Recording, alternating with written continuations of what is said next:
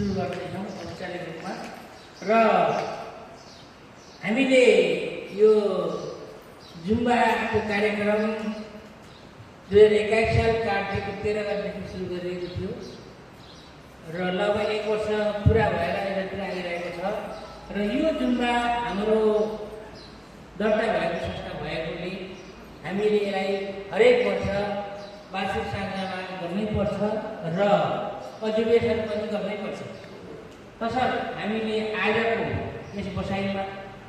हाम्रो प्रथम वार्षिक सभा पनि गर्दैछौँ र साथसाथमा प्रथम अधिवेशन पनि गर्दैछौँ र यो आजबाट हामीले बिल्कुलै एक्टिभ समिति गठन गरिनेछ। यसको सुरुवात अहिलेसम्म हामीले सदस्यहरू नपुगेमा थप्ने घट्ने यस्ता